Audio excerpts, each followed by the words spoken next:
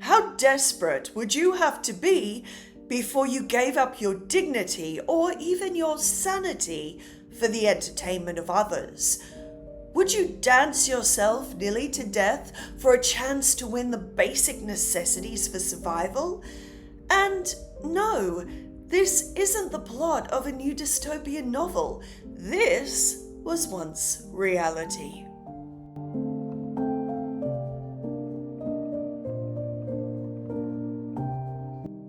Close your eyes, and I'm going to describe a scene that I want you to imagine.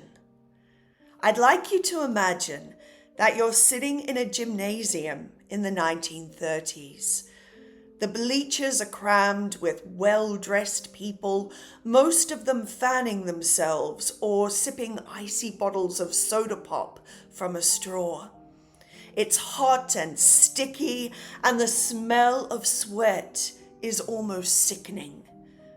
There are about 30 couples left on the dance floor. Yesterday, there were nearly 40. They're not so much dancing as they are shuffling, some holding up a sleeping partner, dragging them across the room like a robber taking a corpse from a grave. Suddenly, the audience starts to roar. A man falls asleep against his partner, and she, unable to hold his weight, crushes both of them to the floor. The audience laughs. This is the best entertainment they could get for 25 cents.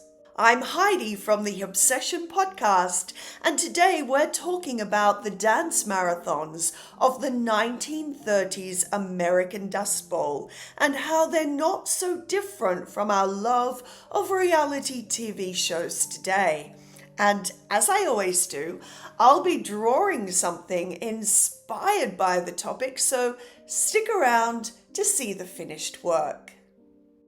Dance marathons started quite innocently in the early 1920s when there was a mania for breaking world records. A dancer called Alma Cummings danced for 24 hours straight in a Manhattan ballroom, starting a trend of marathon dancing amongst the young flappers of America. Soon enough, dance halls and night spots started to advertise endurance dancing competitions. Only these events had a grim edge. Promoters targeted young people from impoverished rural backgrounds, many of whom were struggling to hold on to their livelihoods, and entice them in with enormous cash prizes. Admission was cheap, but the audiences were large, and many would return several times over the days and weeks of the marathon. The dancers were required to be constantly moving, except for a 15-minute break each hour. Food was provided, which was to be eaten while dancing, and nurses were on standby to bandage feet when the dancers were on a break. Once a dancer stopped moving or their knees touched the floor, they were disqualified. Dance marathons were not without their controversy at this time. A man named Homer Morehouse literally danced himself to death, collapsing and dying on the dance floor after competing for 87 hours. In 1928, a woman in Seattle attempted suicide after dancing for 19 days straight, prompting a ban on the dance marathons in that city. Then came the 1930s, and the financial disasters of that decade arrived. It wasn't only the rural towns of America that were experiencing hard times.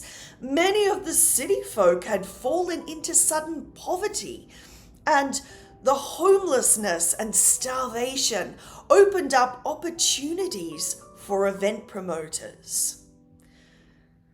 Hungry and hopeless, people lined up to compete, tempted not only by the cash prizes, but by the promise of food and the temporary shelter of the dance hall.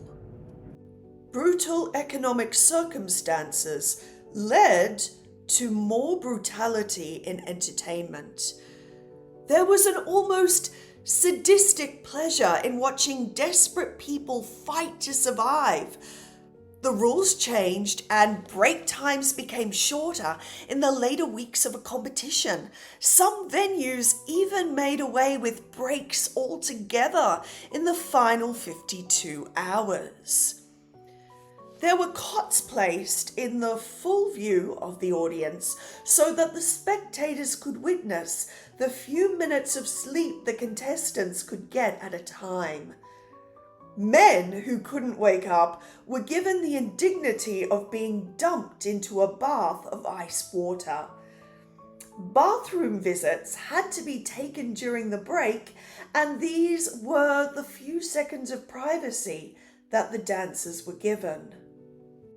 The average dance marathon went for around 1,000 hours, and there was one notable marathon in Somerville, Massachusetts, which took a whole 5 months. The audience witnessed emotional breakdowns, tears of sleep deprivation, and fights between the exhausted couples. Dancers would sometimes suffer from hallucinations and mania, and if this wasn't enough drama, the promoters could always arrange for more. If this reminds you of present-day reality TV, you're not wrong.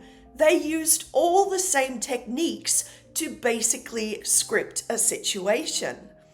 The promoters sometimes hired professional dancers to get in there and stir things up. And these dancers were paid to take on character roles, often villains. They'd annoy the other couples or start a fight. Then the amateur contestants kind of learned from this. They started staging little dramas of their own. Maybe one couple would pretend to have a rivalry with another couple, or there might be a fake marriage proposal, or even a wedding. Now, these hijinks didn't just entertain the audience. It also kept the dancers awake and stopped them from thinking about their exhaustion and their torn, bleeding feet. Promoters also hooked the audience in with the reality TV tradition of the sob story. The MC would relate the tragic life stories of the contestants, some true, some not, in an attempt to heighten the stakes and create sympathetic characters. Some lucky couples even got sponsorships and got given new clothes that sported the company logo. Now, this might just sound like harmless fun, but the desperation and the starvation that pushed the competitors to keep moving definitely was not. Failure to move didn't just mean losing out on the cash prize, it meant that they would no longer get the food that they had access to while competing.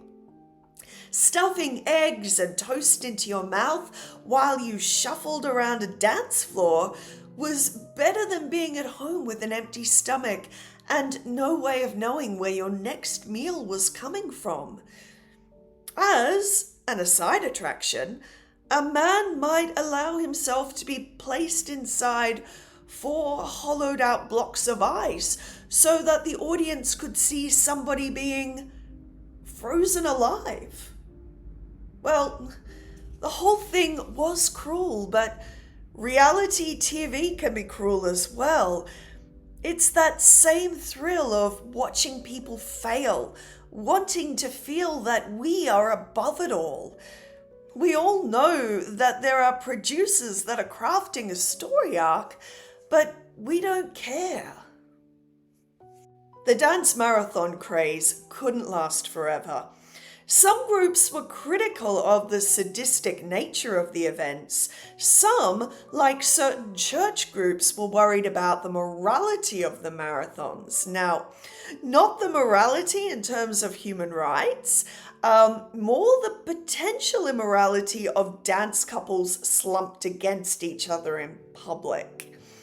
Unscrupulous promoters sometimes left rural towns before paying the winners, and people were getting angry about their exploitation. Then there was the attack on Pearl Harbor.